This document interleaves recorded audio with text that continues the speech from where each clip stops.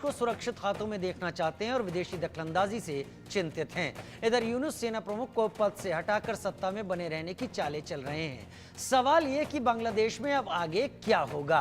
क्या बांग्लादेश में फिर कुछ बड़ा होने वाला है? अगर फिर तख्ता पलट हुआ तो कौन करेगा यूनुस की मदद?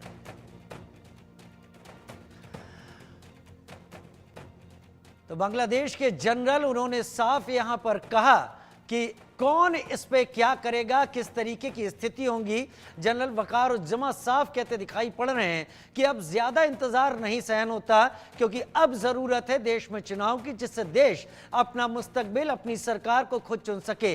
अगर इसी तरीके से केयरटेकर गवर्नमेंट बनी रही तो विदेशी दखलंदाजी बढ़ेगी और उस हालत में बांग्लादेश में हालात खराब होते चले जाएंगे। बांग्लादेश अभी स्थिरता की ओर जाने की तैयारी कर रहा है, लेकिन ऐसा होता नजर नहीं आ रहा। लिहाजा बांग्लादेश को स्थिर होने की तरफ चुनाव बहुत जरूरी है और चुनाव करवाने के लिए अब सरकार को कदम उठाने ही होंगे। मोहम्मद यूनुस को एक कदम उठाना होगा, क्योंकि मोहम्मद यूनुस अब लगातार कोशिश कर रहे हैं कि किसी तरह वकारुज्जमा को ही रास्ते से हटा दें।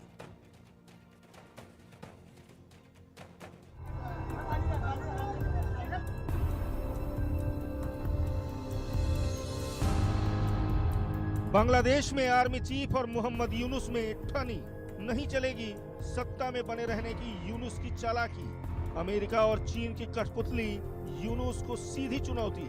बांग्लादेशी आर्मी चीफ ने यूनुस को याद दिलाई हद। बांग्लादेश में चुनाव कराइए, आर्मी चीफ यूनुस पर फायर। क्या ढाका में फिर होने जा रहा बड़ा सियासी उलटफेर? जनरल का आदेश, यूनुस आउट फ्रॉम बांग्लादेश। बोलবেন যে আমি সতর্ক করিনি, আমি আপনাদের সতর্ক করে দিচ্ছি।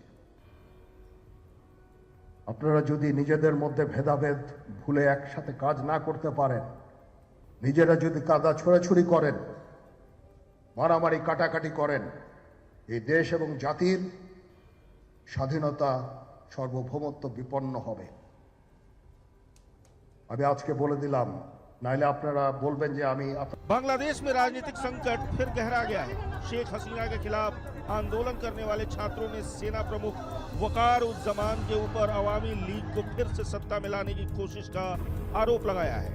ये भी कहा गया है कि सेना प्रमुख यूनुस को हटाकर अब बांग्लादेश की सत्ता पर काबिज होने की योजना बना रहे हैं। तानाशाह बनने का प्लान है। लिहाजा बांग्लादेश में अंतरिम सरकार के मुखिया मोहम्मद यूनुस और सेना प्रमुख वकारुज्जमान के बीच टकराव बढ़ता जा रहा है, क्योंकि सेना प्रमुख जल्द से जल्द चुनाव कराने पर जोर दे रहे हैं। सेना प्रमुख का कहना है कि हम देश को सुरक्षित हाथों में देखना चाहते हैं और विदेशी हस्तक्षेप से चिंतित हैं। स्वतंत्र और निष्पक्ष चुनाव होने के बाद 1 जनवरी 2026 तक एक निर्वाचित सरकार सत्ता में आ जानी चाहिए, जिसके बाद सेना बैरकों में वापस आ जाएगी। एक चुनी हुई सरकार को देश की राह तय करनी चाहिए। वहीं हाल में यूनुस ने सेना प्रमुख की गैरहाजिरी में national security adviser Khalilur Rahman की नियुक्ति की है। खलीलुर रहमान अमेरिकी नागरिक है। यही वजह है कि सेना प्रमुख भड़के हुए हैं और कह रहे हैं कि देश को सुरक्षित हाथों में देखना चाहते हैं और विदेशी हस्तक्षेप से चिंतित हैं। खैर, बांग्लादेश के हालात बद से बदतर होते जा रहे हैं। खबर है कि बांग्लादेश में फिर से अरकान आर्मी घुस गई है, जिससे यूनुस टेंशन में है। सवाल ये है कि क्या वहाँ कुछ बड़ा होने वाला है? क्या यूनुस को तख्ता पलट का डर सताने लगा है? सेना प्रमुख और यूनुस के बीच की ये टेंशन तख्ता पलट का आगाज तो नहीं। खबर तो यहाँ तक है कि अमेरिकी एयरफोर्स के कुछ अधिकारियों की निगरानी में मोहम्मद यूनुस है, ताकि सेना प्रमुख वकारुज्जमान अगर कोई सख्त कदम उठाते हैं तो यूनुस को बांग्लादेश से बाहर ठीक उसी तरह निकाला जाए जैसे शेख हसीना भारत आई थी। Bureau report, India news.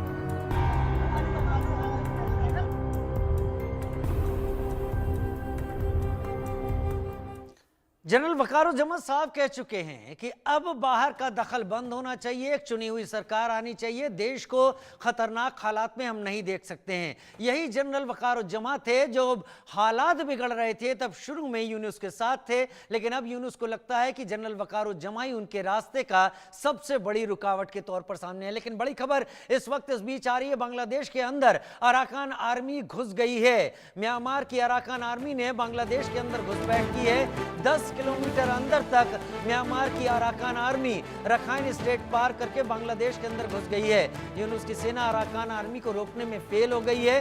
Bangladesh में अराकान आर्मी के घुसने के बाद हड़कंप मच गया है। अराकान आर्मी ने 10 किलोमीटर का एरिया अपने कब्जे में ले लिया है। यूनुस की सेना अभी इस हालत में नहीं है कि वो यहां पर कंट्रोल फिर से स्थापित कर सके।